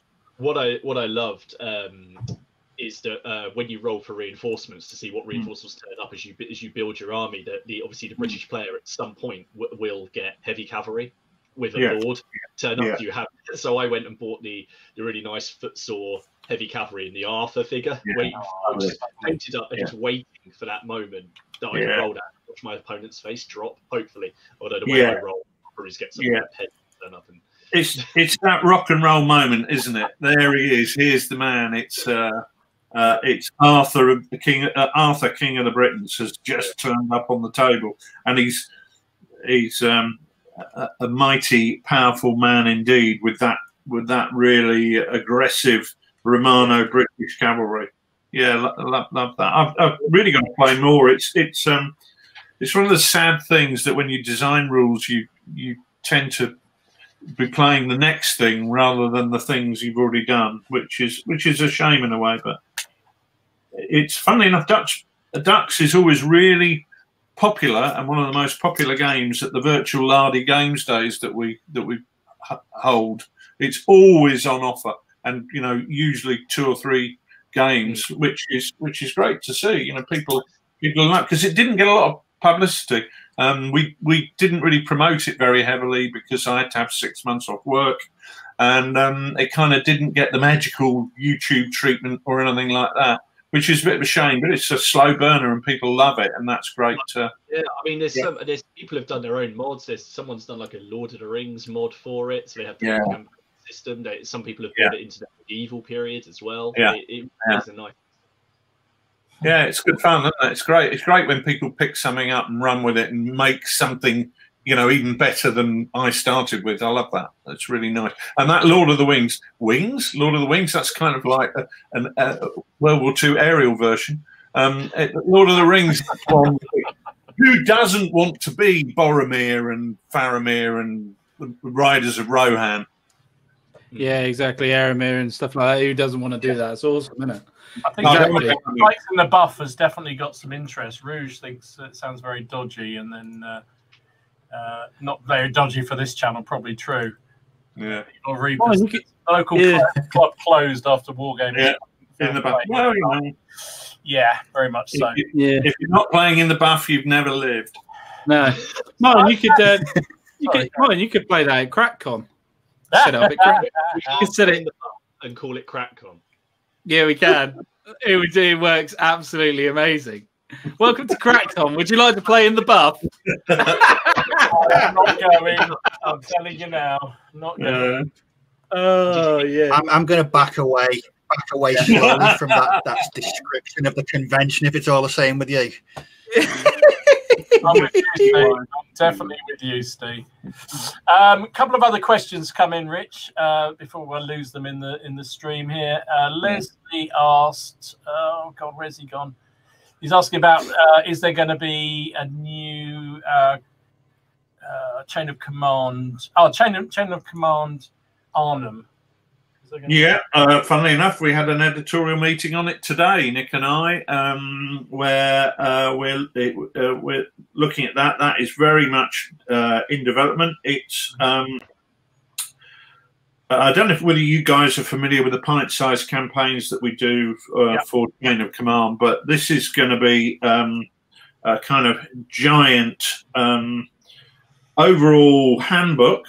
Covering the whole of the battle for Arnhem from 30 Corps crossing Joe's Bridge en route to Valkenswaard all the way to what's happening up in Arnhem itself. And it's going to be like 9 interlinked campaigns of about 60 games. But the important thing is you don't need to do them all.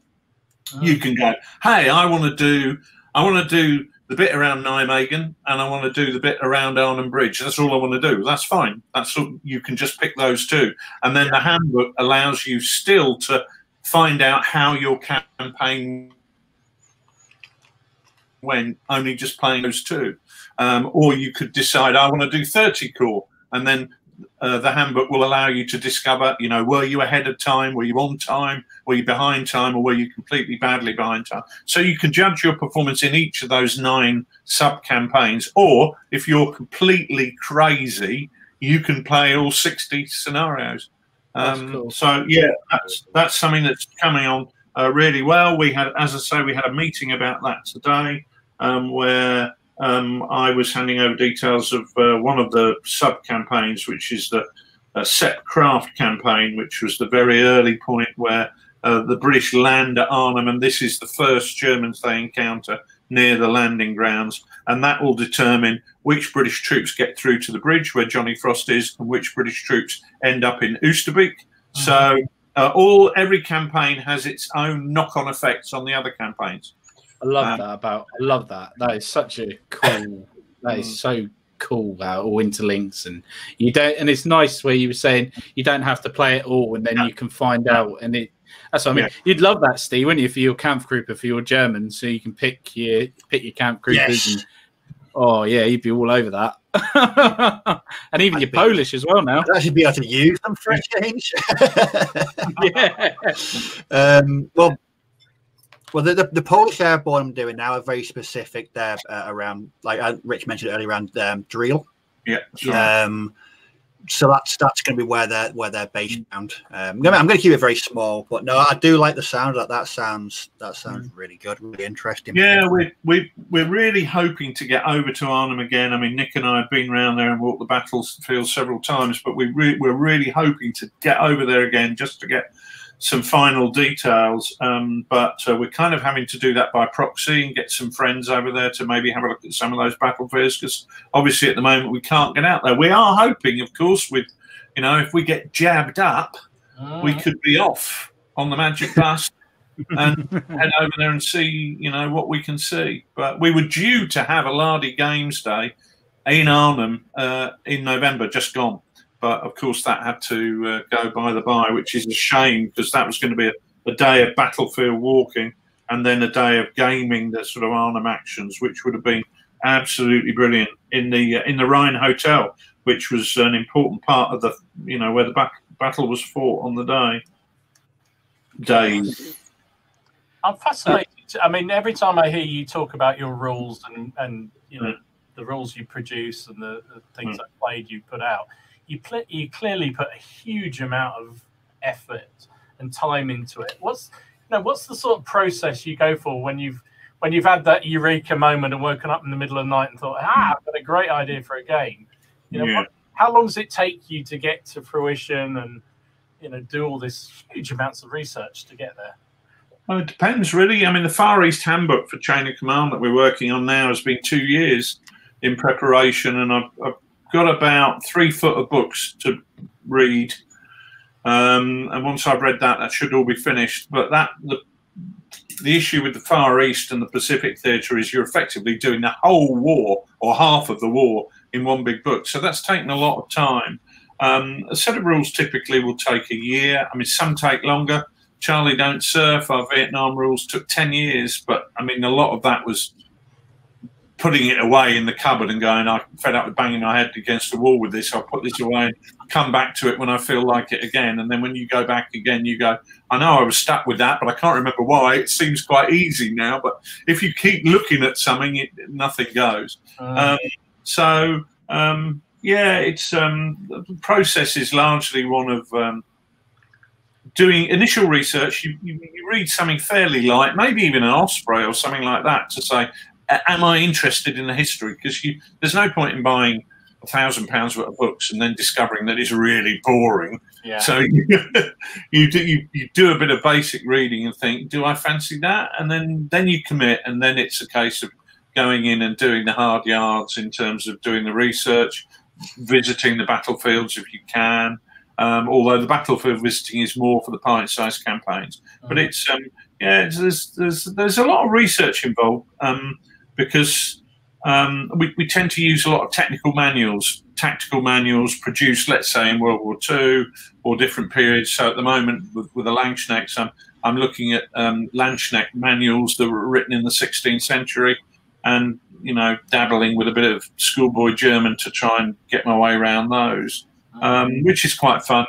But yeah, the research is the big one. That's the hard work. I think we've been designing rules now for long enough that the designing the rules is an interesting challenge, but it's a bit like doing Sudoku. You're going to crack it in the end. So whereas 20 years ago it was more about we can develop these rules, whereas now I think we're more confident in terms of having an armory of ideas up our sleeves. But you never know. Sometimes you can spend 6 months, maybe 9 months developing something and go, no, just don't.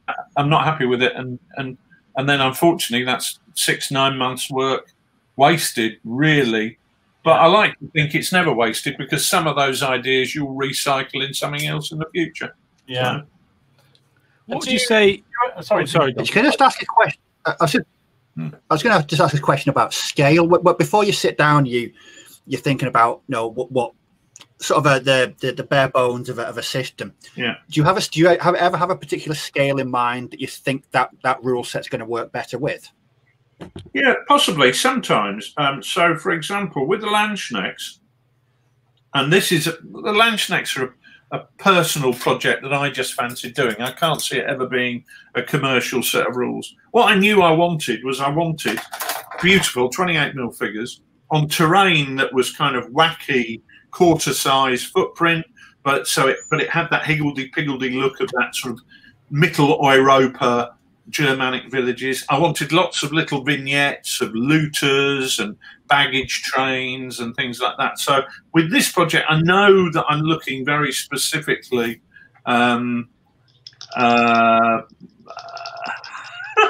know that I'm getting some very specific feel for it. When I'm looking at a rule set that I'm going to publish, I'm more likely to think, what do I want to do? What are those unit frontages? If we're doing a company level action, well, how much space does that take on the tabletop? And how would that translate? So if you've got a battalion set of rules where your frontage is X, you probably want that to fit in 4 foot. And then that determines what area is a company's area, what area is a platoon's area. And from that, you then go, oh, look, 6mm, 10mm will look good. They're probably not the right ground scale, because very few Wargames rules use a true ground scale. But for example, O Group that are coming out, I think their ground scale is 1 to 900, something like that. And so 2 foot is about 2 foot's about a mile. So 10mm looks brilliant with that on the tabletop. So sometimes it's a combination of working out your ground scale and then going, yeah, but what looks nice? What complements that size? So, but I tend to be fairly scale untroubled and let people choose what scale figures they want to do it in, because beauty's in the eye of the beholder, isn't it? Yeah. I was at the moment I'm currently painting up two armies of chain of command at 15mm. I've not actually played it yet, but I'm very familiar with it. But I just think, from having seen, you know, battle reports and your own videos about chain of command, in my head, I think 15mm for me is the scale that I really want to play that in. It's the correct ground scale. That is one of the few situations where the figure scale matches the ground scale. So in 15mm is, let's say, a 6 foot tall man, for the sake of, you know, keeping the maths easy. It's 6 foot on the table as well. So it is absolutely the right scale.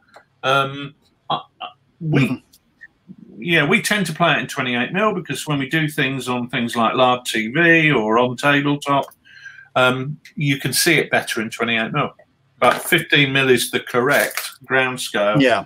In terms of the figures actually match the ground scale, and that's quite unusual in wargaming. There's normally some abstraction in that, and I think it looks really good in that scale. A lot of friends of mine play in that scale, and their games really give a feel for the more empty battlefield that you read about. Yeah, you chose the right scale, Steve. Oh, brilliant! Awesome. Absolutely. Yeah, always handy, isn't it? I was going to ask you, with your rule sets, is there a rule set that you really enjoyed actually writing? Is there one that you can say is probably your favourite, or do you love them all equally? Or yeah, I love them all equally. It depends what I'm. It depends what I'm. What's switching me on at the time. You know, I've got to be interested in something to do it. If I lose interest in a period, that's it. The rule set's dead. I won't continue and publish it. Infamy, I really enjoyed because it was unusual in that right, you can't rely on the history because there's very little history written for that period. So what you do is you end up looking at archaeology, which is something I've never looked at before. And I'm very lucky that I live in a city called St Albans, just north of London, which Boudicca, call it what you will, burnt to the ground.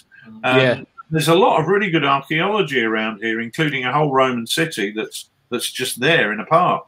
So I was able to go and talk to the people at the museum, talk to the curator, and get involved with looking at some of the stuff in there. So that was a phenomenally interesting project because it was just totally different to reading World War II manuals. On the other hand, having done Infamy, I started learning Latin when I was 7 years old at school. And I was amazed. I loved Latin lessons, not because I'm particularly good at languages, but because it was like it was like a time machine, a window to a world that has completely gone. I was reading about these people who had this incredible civilization. They had aqueducts, they had running water, they had the whole kit and caboodle. It seemed remarkably modern to me as a little 7-year-old, and I thought this is fabulously interesting. So being able to go back for Infamy and read all those Roman texts that I'd had to translate when I was a kid, but I could read them in English this time because nobody was going to set me an exam on it. It was really great to go back and reread Julius Caesar's Gallic Wars. It was great to go back and read all the great Roman scholars. I'm really enjoying reading Livy at the moment and reading their history and making contact with a civilization that's kind of gone, but is still there because it still influences the world that we live in today. So doing stuff that's a bit different really, really presses my buttons. But on the other hand, walking battlefields, World War II battlefields that are almost, I really want to do that. I really want to do that. I really want to do that. And in so many places, you'll find that there's change, but not complete change. Some of these battlefields are unchanged. I mean, it's starting to change a bit in Normandy now, but if you've never been battlefield walking before, Normandy is a great place to go. I was going to say, I really want to go to Bastogne. We were due to go there. Funnily enough, we were due to go there last year, but it didn't quite happen. Foy as well. Go to Foy. The year before, we went up to do the Hertogenwald, the fight for the German borders, and we stayed in a town called Monschau, which was the main jump-off point for the Battle of the Bulge. So we booked in to go to the same hotel, basically, because it's got fabulous beer. And we go back and just drink loads of the beer and then stagger around the battlefields, which was going to be good. But anyway, the whole COVID thing buggered that up. But we're going to go. It's well worth a look. And there's so much to see. The only thing to remember is you've got to do the research before you go there. You can't just rock up and go, come on, what you got to show me? Because there's nobody there. There's nobody there. You need to do it yourself, don't you? It's interesting you were saying about archaeology and stuff, because that's what Martin is actually an archaeologist. Right. That's he owns a company and that's what he does. So Martin is our resident archaeologist when it comes to digging things up from holes. So if he doesn't know about holes, we ask him. Carolanum with doing a survey for a very, very large water company that I probably can't name. So I've walked many times. It's just remarkable how much of Verulamium has not been excavated. And then you've got the stuff that's in the big parkland there, but you've also got the privately owned land owned by the local aristocracy. Who hasn't allowed that to be excavated at all, which is just gobsmacking. I mean, it would be amazing. You've got a whole Roman city sat there, and nobody's really doing very much with it. But amazing. Yeah, there's an awful lot of if you say, I don't know, blocking is probably the right word of just interest. And some reason, sometimes I understand it. You know, people don't necessarily want their property being dug up. Yeah, it'll be really interesting. So let us do it. Yeah, well, it would be absolutely amazing. And there's it seems a shame that you know, a bit like a compulsory purchase when they're building a motorway. It seems a shame when you've got a private landowner who's saying, no, you can't have a look at this part of your history. That you know, the council can't go, yes, we can, mate. You know, we'll give you 20 grand for doing it, but sorry, you've got to let us do this, even if it's just running one of those wheelbarrow things over it. That to see what the one on time team with that like wanders about sticking things about. Well, is that the echoes? Is that the echo sound? Yeah, that's one thing. Maps it, really maps it. You love time team, don't you, Martin? I think time team is a really, really good thing for getting people into archaeology. And once they're in it, they need to forget it. Yeah, They have the developers screaming at them because they want their house built, and we're getting in the way, and we're upsetting them, and they understand things are a bit different. Yeah. But you say about it, it's quite interesting. Obviously, just quickly, we've got we take part in a community thing every year. And he couldn't do it last year and probably won't happen this year. But the landowner, when he was ploughing things up, he started ploughing up loads of Roman kiln tile. Yeah. And this guy, he turned up, he copied, sent an email to the company, and we get quite a lot of these emails, and we usually like, I think I've got something, and we always reply and had a look, and he wanted to commission a geophysical survey, so we've gone, okay. We went out there and we did the survey, and we found these two hits in the data, and we thought, oh, it's just going to be 2 car tires or something like that. It's not going to be anything important. And then the landowner, because he has a big manorial house, well, I say manorial, it's just a really big house, and he's a really, really nice chap, and he basically put this whole thing together. It's called the Ancient Roman Project, and he put a whole community team together to do it. We went out there and dug this trench, and we found 2 of the most complete Roman kilns that have been found in the country, and in a 12 metre by 12 metre area, we found 35,000 finds. And this thing now runs every single year. Anyone can go. Anyone who's watching, anyone can go look up Ancient Roman Project, and you can go. And he opens it for 3 weeks in the summer. Anyone can go and dig. We open up areas for the kids to go and have a look. And he's kind of like what you want. He has all this land. We know we've scanned it all now. There's loads of stuff there.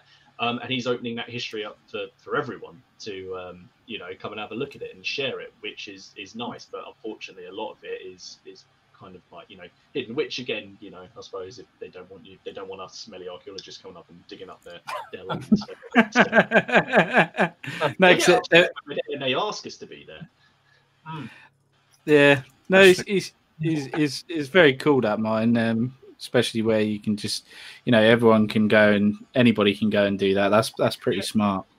You can come out, Ken. I'd love to get you out there with a shovel, mate. You'd love to find me there, mate. I don't do manual work. What are you talking about? Do you know? You don't do manual. He won't know what to do. He just switches things on. I stand there. I stand there and supervise. That's what I do. I stand there and supervise. I've got my supervisor card. In the 14 years I've been doing it, I still to this day have never found a coin. And one of the first. The first year that we ran this community project, there was this little 9-year-old kid, and he was next to me, and he found a coin, and then he found like a talk, and then he found something else as well. It was just ridiculous. So in the end, I just I'm not going to lie. Do you really want to take me to somewhere like that? And you know what'll happen? I will find the rarest thing that you could ever imagine. I'm not going to lie, that would upset me quite a lot. I'm not going to lie, that really would. I've got visions now of Ken bartering with the National Museum over the cost of what he's found. Oh my God! Right, yeah, Mr. Freebie. Yeah, I found a hoard. You can just imagine it. 5 minutes worth of digging. Martin, what are all these 75 gold coins I've just found? What? Oh, no. Yeah. No, Ken, it'd be Martin. What's the equivalent in French Napoleonic figures for this hoard? Yeah, I've already sent it. Do you think Victrix would take this as part of a currency? Oh my goodness. Oh, dear. Oh God, I'm conscious we're getting towards the end of the show, guys. But there was a question from Graham. Said, Rich, would you play any other rules sets that you didn't design? So I guess that was the question I was going to ask. What do you play? Is it only your rule sets? Of course, yeah, of course, I would definitely play games that we didn't design, with, without a shadow of a doubt. And every year, I always say my New Year's resolution is to play more games that other people do. But the honest fact of the matter is that we're so busy trying to get products ready, so play testing things like pint-sized campaigns, testing rules.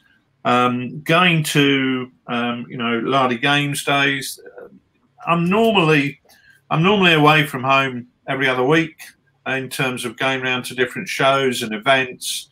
And when it comes to hours in the day, there just ain't enough. No. So I tend to end up not. So I mean, this week. I'm playing 5 different games online with different people. That's play testing a couple of sets of rules that people are developing. Three of those games are play testing with people all around the world. So we've got Melbourne on Friday. I'm playing with some guys in Melbourne. I played last night with a guy down in Southampton who's developing some Ancients rules. So I find myself very busy doing my own stuff. I would love to play other games that other people design. I don't even get a chance to buy them and read them, is the honest answer. Does it ever become, because you obviously started as a fun thing and a hobby and everything else, and it's now more of a sort of businessy type thing for you? Is it still fun? Does it get to a point where you just kind of think, oh my God, I can't face doing this anymore? No, when you shoot yourself. It was interesting. Somebody I know and respect in the hobby, when I went full time with TwoFatLardies as a business, I said, I'm going full time. He said, oh, worst thing you've ever done. He said it will ruin your hobby. It won't be a hobby anymore. It will be a business. Well, that was over, I don't know, 15 years ago, 16 years ago, 14 years, and it hasn't. And it's like over Christmas, I said to my missus, I'm going to take some time off. I really need some time off. So I bought a load of Landsknechts and painted a load of Landsknechts. My idea of having time off wargaming is doing my hobby, wargaming. So yes, kind of no. I mean, it's definitely a job. Don't get me wrong. I know I'm at work, and I was up at 4 o'clock this morning getting all the posts done because I had a busy editorial meeting with Henry Hyde for O Group during the day, and I was up till 11:30 last night. So 4.5 hours sleep's not unusual for me, burning the candle at both ends. It's definitely a job, but I love it. It's if I wasn't wargaming, I'd be wargaming. Yeah, fair enough. Talking about O Groups, Little Legion says, how's O Group coming along? Yeah, we had the final. We've got the final copy through today, which is just having its final proofreading. It will be at the printer this week. We're just waiting for the QRS to be done, and we can then proof that. But yeah, it'll be at the printer this week.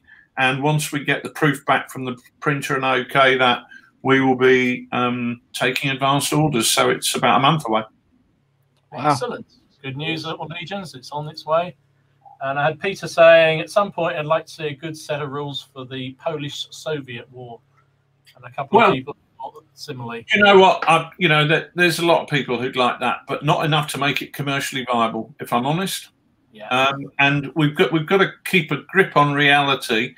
That when we published Infamy, the costs of producing that rule were around £60,000. And if you produce a set of rules and put 60,000 quid into it, and it doesn't sell, and you lose £59,000, that's the end of your business. That's it. Yeah. Yeah. So I was going to say, do you do much sort of market research in that sort of sense, or is it just what your gut instinct is, or your knowledge in the hobby? Just gut instinct. Right. That's all. That's just. Who knows? And I don't think you can do market research in the hobby. I don't think anybody knows. I don't think anybody knows how many wargamers there are. I don't think you can really do a very effective, talking heads group where I don't think you learn anything. It does limit the introduction of full colour rules. Does limit what you can cover. But like the Russo-Polish War. is likely to be a supplement for another set of rules. So maybe you know, we have a set of First World War rules, that would be a logical supplement for that. But the sad thing is that and that is a very interesting conflict. I mean, I've done a lot of research into the Russian Civil War, which that is kind of a continuation of. But the truth of the matter is, if you spend 6 months working on that, you're doing it for no pay, because you won't cover the cost of anything really. So it's the type of thing that would have to be fan produced, and the type of thing that we would include in something like Lard magazine, where we get an opportunity to produce supplements that otherwise are commercially non-viable. So it's a great opportunity to do that. Yeah, I think that's one of the things I took a long time to realise you did, was all those sort of Christmas magazines and the summer Lard manuals, which have a lot of really good stuff in there. I mean, the Christmas one, I mean, I'm big into sharp practice. I love sharp practice. And there was a whole 100-year war stuff in there, which I couldn't believe it. So it's fantastic. So yeah, it's good, isn't it? You know, and it's the price of, I don't know, I think it's £5.50 or something like that.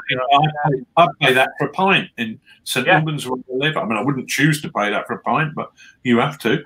And it's about 180 pages. It's got a whole pint-sized campaign for chain of command. It's got a great big thing for loads of stuff for different rule sets. And it is great because it allows us to do those little projects that otherwise wouldn't get covered. And we started in 2004. We used to do a summer special and a Christmas special, a bit like the Beano or, you know, the other comics when you were a kid used to do that. About 3 years ago, we decided we'd have to only do one once a year because they do take a lot of work. But Lard magazine now, we've had 2018, 2019, 2020, once a year, packed with stuff that fans produce predominantly, and it's a big seller, a really big seller. People love them. Yeah. Question from Joshua. He says, "Is the Franco-Prussian War stuff for sharp practice still exist?" There is a thing in one of the specials on using sharp practice for the Franco-Prussian War. It's a really interesting period, and one that really interests me. You know, I've walked the battlefields of 1866, and I've got plans to walk the battlefields of 1870. The problem you've got is that it's very much a big battle period, although you do tend to get more skirmishes once Paris is under siege and the Republic has been declared. So, and that's what the sharp practice supplement was for that. I'm not sure what year that would be. It must be about 10 years old, I think. But yeah, that's definitely there. Yeah, I was commenting about those beautiful Perry models that are coming through. They do look absolutely... They do look the business, don't they? They do look the business. And they're doing them both. They're doing them with the helmets that are correct for 1866 and for 1870. And I'm looking at them and I'm thinking these are, and Landwehr, the Landwehr helmet as well. And I'm thinking, oh, I'm trying to resist them. Oh, I think all of us are too. We're sitting here going, oh my goodness, look at those. When you go all, that means you've lost, and then you're going to go. No. Well, the funny thing is, I'm really keen to do the period in 2 mil. I'm just developing a Kriegspiel, a tactical Kriegspiel for it, which we play on maps, which is going to be based on sort of brigade size actions. So I'm really keen on the period, but I'm thinking about going for a really small scale and doing some big battles, but we'll have to see. I get these daft ideas, and some of them run, and some of them fall flat on their face. And you just let it evolve to the point where it either keels over, or you actually get to the finishing line and go, blimey, it's ready, let's publish. Fantastic. So I'm just conscious we're coming towards the end, and I hadn't put up the code from Mez's Miniatures because I hadn't found it until just now. So apologies for that. But if you're waiting for it, so if you want to get hold of some of the fabulous V&V miniatures, Avonpost stuff, if there's anything left from Ken, then get over to Mez's Minis. I have to say that. I wouldn't say it just because he's sponsoring the or helping us out on this channel, but he does amazing customer service. They come so damn quickly. So if you use this code PCP21, it gives you 10% off your purchase. So please click away and subscribe. I think we're just about there, gents. Any other questions before we wrap it up? No, we're all good. Good. Rich, I really, really appreciate you coming on. There's been some fabulous comments in the chat. People have really enjoyed your time, and really appreciate you coming on and spending a couple of hours with us, despite the best efforts of the internet to kill you off at various points. But thank you so much for your time tonight. Really, really appreciate it. Yeah, it's nice to chat. Really, really, really great pleasure to join you. Thank you very much indeed for inviting me along. I really enjoyed, just talking about my hobby and your hobby too. So it's nice. That's what we try and do. It's just all about us having a bit of a chin wag while we can't actually get around the table and play. So yeah. So you're more than welcome. Anytime you want to come back, I'm more than happy to have you. Thanks. I appreciate it. So thanks everyone for watching. I think we're in our time. Steve needs his coffee. I can see he needs to get coffee and get some heavy metal playing on the gramophone or whatever he uses. And Ken needs to do so. Oh, look, he's gone already. Just like that, it's gone. It's not CDs. He didn't like that at all, did he? So thanks very much for watching. Remember, back again next Monday, 8 PM UK time. 2 hours of mayhem. Who's going to hosting it? Steve's Martin's hosting it next week. It's Martin next week. So get over to Seventh Son channel, and we shall see you all soon. Subscribe, follow, do all the good stuff, and we'll see you again soon. Stay